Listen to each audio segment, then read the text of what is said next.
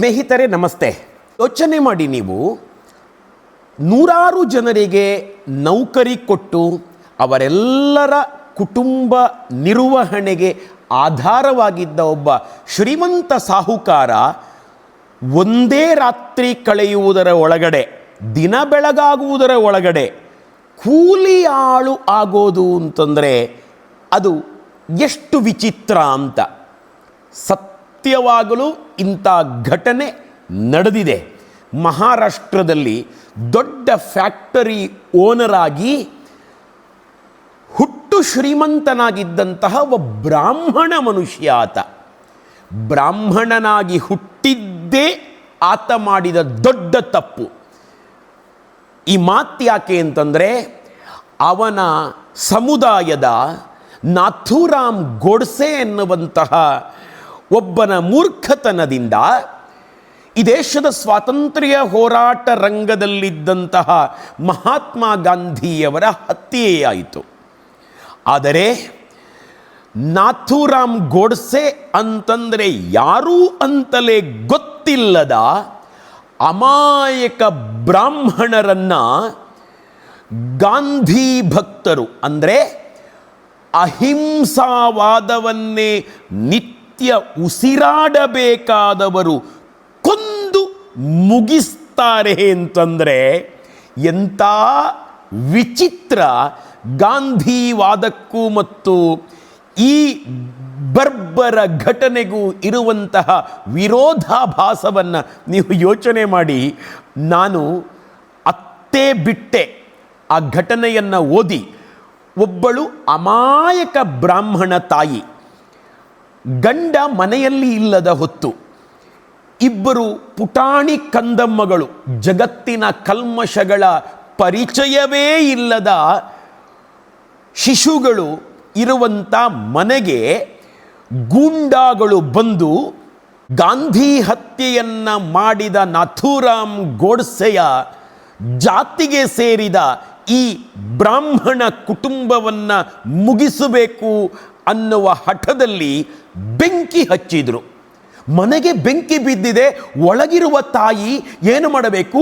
ಇಬ್ಬರು ಕಂದಮ್ಮಗಳು ಬೇರೆ ಇದ್ದಾರೆ, ಅವರನ್ನು ಎತ್ತಿಕೊಂಡು ಓಡಿ ಹೋಗೋಣ ಅಂತ ಯೋಚನೆ ಮಾಡಿದರೆ ಈ ಗೂಂಡಾಗಳು ಅವರು ಹೊರಗಡೆಯಿಂದ ಓಡಿ ಬರಬಾರದು, ತಪ್ಪಿಸಿಕೊಳ್ಳಬಾರದು ಅಂತ ಹೇಳಿ ಹೊರಗಡೆಯಿಂದ ಬಾಗಿಲ ಚಿಲಕವನ್ನು ಹಾಕಿ ಲಾಕ್ ಮಾಡಿದ್ದಾರೆ. ಬೆಂಕಿ ಬಿದ್ದಿದೆ. ಬೆಂಕಿ ಧಗಧಗ ಅಂತ ಉರಿಲಿಕ್ಕೆ ಶುರು ಆಗಿದೆ. ಬೆಂಕಿಯ ಧಗೆ ಇವರನ್ನು ಸುಡುತ್ತಾ ಇರುವಾಗ ಮೂರು ಜೀವಗಳು ಆರ್ತನಾದವನ್ನು ಮಾಡುತ್ತಿವೆ, ಚೀರಾಟವನ್ನು ಮಾಡುತ್ತಿವೆ. ಹೊರಗಡೆಯಿಂದ ಗಹಿಸಿ ಈ ಗಾಂಧಿ ಭಕ್ತರು ನಗುತ್ತಾ ಇದ್ದಾರೆ. ಎಂಥ ಕ್ರೌರ್ಯ!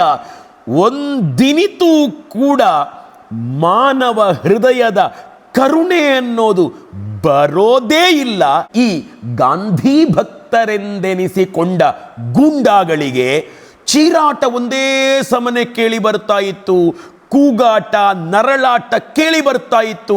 ಬೆಂಕಿಯ ತಾಪವನ್ನು ತಡೆದುಕೊಳ್ಳಲಾಗದ ಆ ಮೂರು ಜನ ಒಂದೇ ಸಮನೆ ನರಳಾಡ್ತಾ ಇದ್ರು, ಕೂಗಾಡ್ತಾ ಇದ್ರು, ಅವರ ಚೀರಾಟ ಕೇಳ್ತಾ ಇತ್ತು.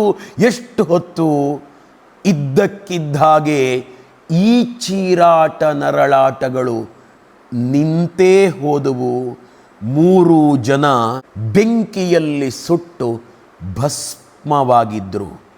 ಮೌನ ಕವಿದಿತ್ತು. ಮನೆ ಧಗಧಗ ಅಂತ ಉರಿತಾ ಇತ್ತು. ಬಂಧುಗಳೇ, ಒಂದು ಮನೆ ಅಂತಂದ್ಕೊಳ್ತೀರಾ? 80 ವರ್ಷಗಳ ಹಿಂದೆ ನಡೆದ ಘಟನೆ ಇದು. ನಮಗೆ ತುಂಬ ಜನರಿಗೆ ಗೊತ್ತಿಲ್ಲದ ಮುಚ್ಚಲ್ಪಟ್ಟ ಇತಿಹಾಸದ ಗರ್ಭದಲ್ಲಿ ಅವಿತು ಕುಳಿತುಕೊಂಡಿರುವ ಅನೇಕ 3,500 ಜನ ಬ್ರಾಹ್ಮಣರ ಆತ್ಮಗಳು ಹೇಳ್ತಾ ಇರುವಂತಹ ಒಂದು ಬರ್ಬರವಾದ ಘಟನೆಗಳು ಇವು ಬಂಧುಗಳೇ. ಇವನ್ನ ಮರಾಠಿ ಭಾಷೆಯ ಲೇಖಕ ದಾಖಲು ಮಾಡಿದ್ದಾರೆ. ಕನ್ನಡದಲ್ಲಿ 2026ರಲ್ಲಿ ಅಂದರೆ ಇದೇ ವರ್ಷ ಈ ಪುಸ್ತಕವನ್ನು ಬಿಡುಗಡೆ ಮಾಡಿದ್ದಾರೆ. 1948 ಬ್ರಾಹ್ಮಣರ ನರಮೇಧ ಅಂತ ಈ ಪುಸ್ತಕದ ಹೆಸರು. ಬಂಧುಗಳೇ, ಯಾರೋ ಒಬ್ಬ ಕಳ್ಳ, ಯಾರೋ ಒಬ್ಬ ದುಷ್ಟ, ಯಾರೋ ಒಬ್ಬ ಗೂಂಡ ತಪ್ಪು ಮಾಡಿದ ಅಂತಂದರೆ ಅವನ ಜಾತಿಯವರನ್ನು ಟಾರ್ಗೆಟ್ ಮಾಡೋದು ಭಗವಂತ ಮೆಚ್ಚುತ್ತಾನೇನು?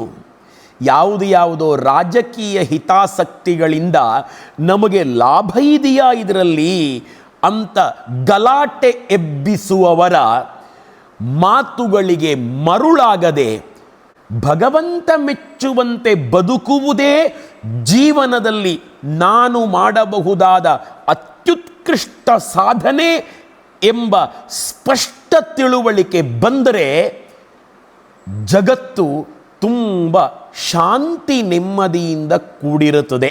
ಇತಿಹಾಸದಿಂದ ನಾವು ತುಂಬಾ ಪಾಠವನ್ನು ಕಲಿಬೇಕು. ಬ್ರಾಹ್ಮಣರ ನರಮೇಧ ಮಾತ್ರ ಆದದ್ದಲ್ಲ.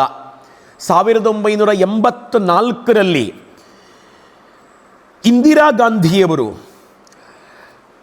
ಪಂಜಾಬಿನ ಒಂದು ತಂಡ ಪ್ರತ್ಯೇಕ ಖಾಲಿಸ್ಥಾನಕ್ಕಾಗಿ ಹೋರಾಟ ಮಾಡುತ್ತಾ ಇದ್ದಾಗ ಆ ಹೋರಾಟವನ್ನು ಮಣ್ಣು ಮುಕ್ಕಿಸುವುದಕ್ಕೆ ಗವರ್ನಮೆಂಟ್ ಪವರನ್ನು ಯೂಸ್ ಮಾಡಿದ ಕಾರಣ ಗೊಂದಲಗೊಂಡು ನೂರಾರು ಜನರ ಹತ್ಯೆಯಾಯಿತು. ಹತ್ಯೆಗೊಳಗಾದವರು ಸಿಖ್ ಜನ. ಈ ಸಿಖ್ಖರ ಹತ್ಯೆಯಾಯಿತು ಅನ್ನುವ ಕಾರಣಕ್ಕಾಗಿ ಆ ಪ್ರತ್ಯೇಕ ಖಾಲಿಸ್ಥಾನಕ್ಕೆ ಹೋರಾಟ ಮಾಡುತ್ತಾ ಇದ್ದವರು ಕೂಡ ಸಿಖ್ಖರ ನೇತೃತ್ವದಲ್ಲಿ ಆ ಹೋರಾಟ ನಡೆದಿತ್ತು.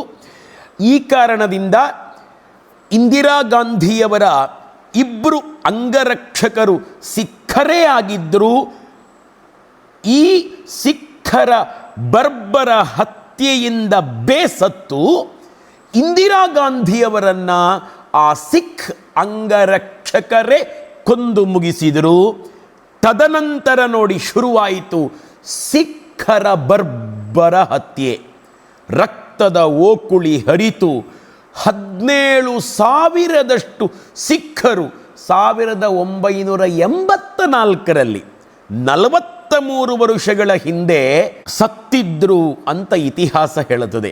ತುಂಬ ವಿಚಿತ್ರ ಎಂತ ಗೊತ್ತಾ ಬಂಧುಗಳೇ, 1948 ಅಕ್ಟೋಬರ್ 30ರಂದು ಗಾಂಧಿ ಹತ್ಯೆ ಆಯ್ತಲ್ಲ, ಸರಿ, ಆತ ನಾಥೂರಾಮ್ ಗೋಡ್ಸೆ, ಅವನು ಬ್ರಾಹ್ಮಣ, ಚಿತ್ಪಾವನ ಬ್ರಾಹ್ಮಣ ಮನೆತನಕ್ಕೆ ಸೇರಿದವನು.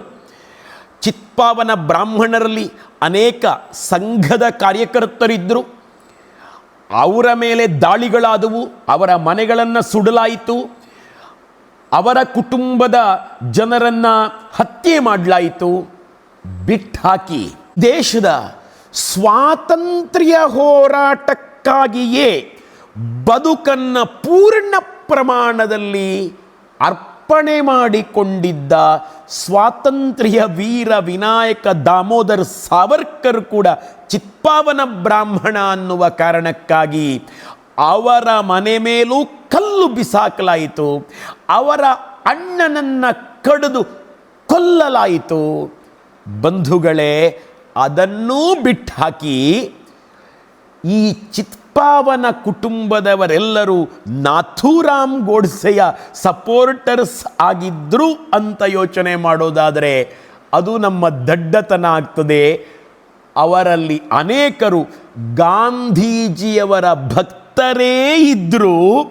ಗಾಂಧೀಜಿಯವರ ಭಕ್ತರ ಕುಟುಂಬಗಳನ್ನೂ ಕೂಡ ಅವರು ಚಿತ್ಪಾವನ ಬ್ರಾಹ್ಮಣ ಜಾತಿಗೆ ಸೇರಿದವರು ಅನ್ನುವ ಕಾರಣಕ್ಕಾಗಿ ಕೊಚ್ಚಿ ಬಡಿದು ಬೆಂಕಿ ಹಾಕಿ ಮುಗಿಸಲಾಯಿತು. ಬಂಧುಗಳೇ, 80 ವರ್ಷಗಳ ಹಿಂದಿನ ಘಟನೆ. ಈ ಘಟನಾವಳಿಗಳನ್ನು ಈ ಪುಸ್ತಕ 1948 ಬ್ರಾಹ್ಮಣರ ನರಮೇಧ ಅನ್ನುವ ಪುಸ್ತಕ ಬಯಲು ಮಾಡಿದೆ. ಈ ವರ್ಷ ಈ ಪುಸ್ತಕದ ಬಿಡುಗಡೆಯಾಗಿದೆ. ಪ್ರತಿಯೊಬ್ಬರೂ ಕೂಡ ಈ ಪುಸ್ತಕವನ್ನು ಓದಬೇಕು.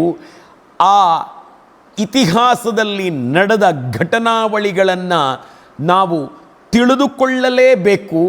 ಇತಿಹಾಸವನ್ನು ತಿಳಿದುಕೊಳ್ಳದ ಯಾವನಿಂದಲೂ ಕೂಡ ಇತಿಹಾಸವನ್ನು ನಿರ್ಮಾಣ ಮಾಡಲಿಕ್ಕೆ ಸಾಧ್ಯ ಇಲ್ಲ.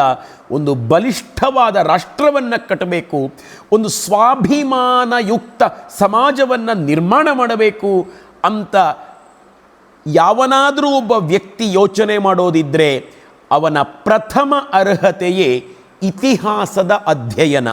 ಈ ಪುಸ್ತಕವನ್ನು ತಗೊಳ್ಳಿ, ಇದನ್ನು ಓದಿ, ಕಣ್ಣಲ್ಲಿ ತುಂಬ ನೀರು ಬರುತ್ತದೆ ಬಂಧುಗಳೇ.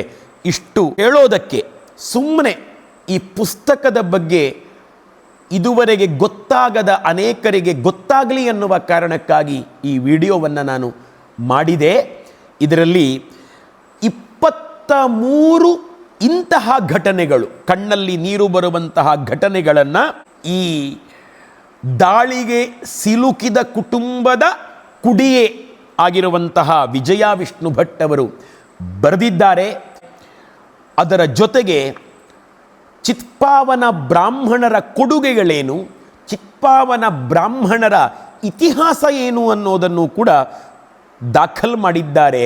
ವಿಚಿತ್ರ ಅಂದರೆ ಇದೇ ನೋಡಿ, ನಾಥುರಾಮ್ ಗೋಡ್ಸೆ, ಗಾಂಧಿ ಹತ್ಯೆ ಮಾಡಿದವನು ಚಿತ್ಪಾವನ ಬ್ರಾಹ್ಮಣ ಹೌದಪ್ಪ, ಆದರೆ ಬಾಲಗಂಗಾಧರ ತಿಲಕರು ಯಾರು? ವಿನಾಯಕ ದಾಮೋದರ್ ಸಾವರ್ಕರ್ ಯಾರು? ವಾಸುದೇವ ಬಲವಂತ ಫಡ್ಕೆ ಯಾರು? ಇಂತಹ ಅನೇಕ ವೀರಾಧಿ ವೀರರ ಕಾಂಟ್ರಿಬ್ಯೂಷನ್ ಎಷ್ಟು ಭಾರತದ ಸ್ವಾತಂತ್ರ್ಯಕ್ಕೆ ಯೋಚನೆನೇ ಮಾಡಿಲ್ಲ. ಈ ಇತಿಹಾಸದ ಕೆಟ್ಟ ಸಂಗತಿ ನಮಗೆ ಪಾಠ ಕಲಿಸಲೇಬೇಕು. ಯಾವನೇ ಒಬ್ಬ ಕಳ್ಳನನ್ನು, ದರೋಡೆಕೋರನನ್ನು ಜಾತಿ ನೋಡಿ ಆ ಜಾತಿಯನ್ನು ಟಾರ್ಗೆಟ್ ಮಾಡೋದು ತಪ್ಪು ಅನ್ನುವುದು ನಾವು ನಿರ್ಧಾರ ಮಾಡಲಿಕ್ಕೆ ಈ ಇತಿಹಾಸದ ಅಧ್ಯಯನ ಒಂದು ಪ್ರೇರಣೆಯಾಗುತ್ತೋ ಏನೋ ಅಂತ ಹೇಳಿ ನನಗೆ ಅನಿಸ್ತದೆ. ನಮಸ್ತೆ ಬಂಧುಗಳೇ.